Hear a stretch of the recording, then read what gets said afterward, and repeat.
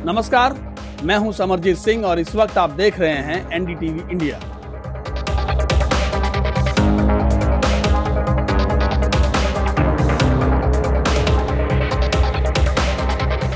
इन दिनों मी टेरी नाम की एक महिला को लेकर दुनिया भर में कई तरह की चर्चाएं आम हैं। मी टेरी का पूरा नाम सू मी टेरी है और उन पर आरोप है कि उन्होंने अमेरिका की खुफिया एजेंसी में काम करते हुए कथित तौर पर दक्षिण कोरिया के लिए जासूसी की है। फिलहाल उन पर केस चल रहा है और इस पर फैसला आने के बाद ही ये तय हो पाएगा कि आखिरकार मी टेरी पर लगे आरोपों के पीछे की सच्चाई क्या है। लेकिन मी टेरी पर लगे आरोपों में अगर जरा सी भी सच्चाई है तो ये सोचने वाली बात है कि आखिर ऐसा करने के लिए कितनी हिम्मत चाहिए।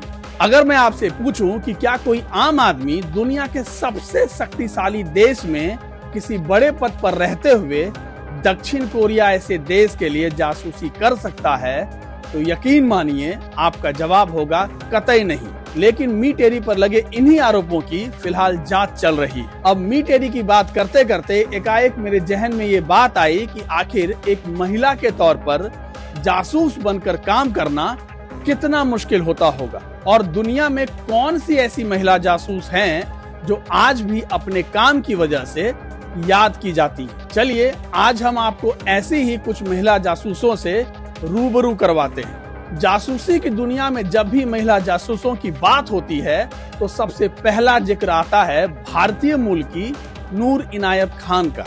नूर इनायत खान के बारे में कहा जाता है कि वह जितनी खूबसूरत थी उससे कहीं ज्यादा खतरनाक भी, और चकमा देने में तो उनका कोई तोड़ ही नहीं था। उन्होंने तो एक बार हिटलर की सेना को भी छका दिया था। नूर इनायत खान मैसूर के महाराजा टीपू सुल्तान की वंशज थी। उनका जन्म 1914 में रूस के मॉस्को में हुआ था। नूर की परवरिश फ्रांस में हुई, लेकिन वो बाद में रही ब्रिटेन में। दूसरे विश्व युद्ध के समय उनका पूरा परिवार पेरिस में रह रहा था, लेकिन नाजी सेना के हमले की वजह से उन्हें पेरिस छोड़कर ब्रिटेन में शरण लेनी पड़ी। ब्रिटेन आने के बाद नूर खान ने वॉलंटियर के तौर पर ब्रिटिश आर्मी ज्वाइन कर ली और जल्द ही ब्रिटिश आर्मी में एक सीक्रेट एजेंट बन गई। 1943 का वो साल था जब नूर को पहली बार एक मिशन के तहत फ्रांस भेजा गया। उस दौरान वह वायरलेस रेडियो ऑपरेटर के तौर पर काम कर रही थी। इस दौरान उन्होंने हिटलर की सेना के नाक के नीचे से ऐसी कई गुप्त सूचनाएं निकाली जो ब्रिटेन की आर्मी के लिए काफी फायदेमंद साबित हुई। नाजियों के बीच रहते हुए नूर लगातार ब्रिटेन को गुप्त सूचनाएं भेजती रहीं और अपनी ज्यादातर गुप्त सूचनाओं को लीक होते देख नाजियों ने अपनी सेना को और चौकस किया और आखिरकार करीब 100 दिनों के बाद उन्होंने नूर को गिरफ्तार कर लिया।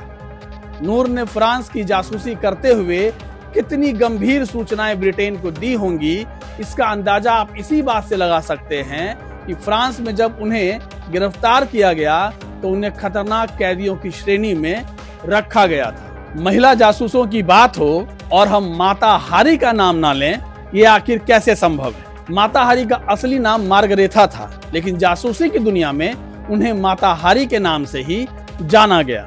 कहा जाता है कि जासूसी की दुनिया में वो अब तक की सबसे खूबसूरत महिलाओं में से एक थी। माता हारी 20वीं सदी की सबसे बड़ी जासूस भी थी, जिन्होंने 50,000 फ्रेंच सैनिकों को मरवा डाला था। कहा तो ये भी जाता है कि माता हारी इस कदर खूबसूरत थी कि उनकी एक अदा पर पेरिस शहर के तमाम रईस मरने मारने को तैयार हो जाते थे।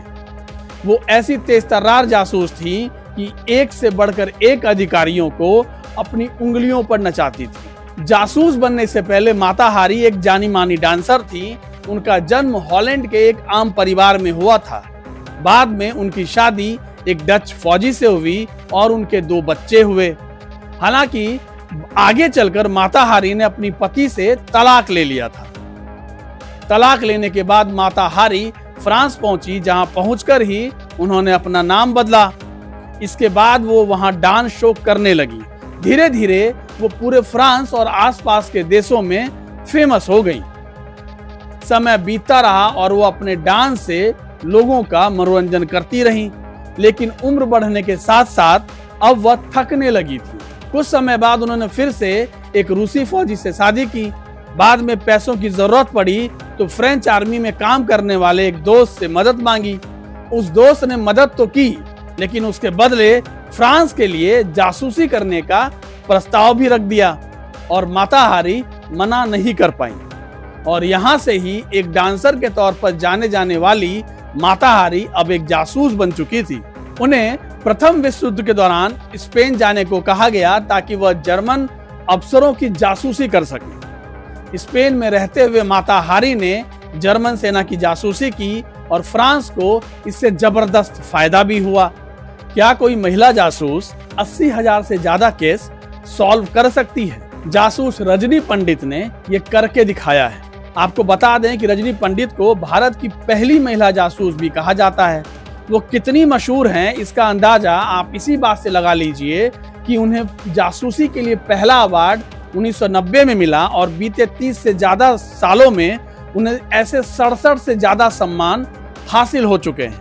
रजनी पंडित ने महज 22 साल की उम्र में अपना पहला केस सॉल्व किया था। उन्होंने अपनी कॉलेज फ्रेंड के लिए सबसे पहले जासूसी की। ऐसा कहा जाता है कि रजनी पंडित ने अपने क्लासमेट को किसी से बात करते हुए सुना। फोन पर उनकी क्लासमेट किसी को बता रही थी कि वह कैसे अपने घर वालों को बेवकूफ बना रही है। रजनी पंडित ने जब इसकी पड़ताल की तो पता चला कि उनकी दोस्त का ऐसी जगह पे आना जाना है जो उनके लिए बिल्कुल भी सही नहीं है। रजनी पंडित ने इसकी जानकारी अपने दोस्त के पेरेंट्स को दी, लेकिन दोस्त के पेरेंट्स को रजनी की बातों पर भरोसा नहीं हुआ। इसके बाद रजनी पंडित ने एक के बाद एक सबूतों की बौछार लगा दी। तब जाकर उनके दोस्त की पेरेंट्स ये समझ पाए कि रजनी जो कह रही है वो बिल्कुल सही है। रजनी पंडित का जन्म 1962 में हुआ। उनके पिता सीआईडी में एक अधिकारी के पद पर थे। लिहाजा जब उनको पता चला कि उनकी बेटी जासूसी का काम कर रही हैं, तो उन्होंने उन्हें रोका नहीं बल्कि आगाह जरूर किया। पिता के मिले साथ की वजह से रजनी पंडित ने एक के बाद एक कई केस सुलझाए। इस दौरान वो कभी नौकरानी बनी तो उन्होंने कभी गर्भवती महिला का किरदार भी निभाया, लेकिन केस को तब तक नहीं छोड़ा जब तक उन्होंने उसे सॉल्व ना कर दिया। काम का बोझ बढ़ा तो रजनी पंडित ने आगे चलकर अपनी जासूसी एजेंसी भी खोली और कहा जाता है कि इस दौरान रजनी पंडित ने छोटे बड़े मिलाकर कुल 80,000 से ज्यादा केस सॉल्व किए।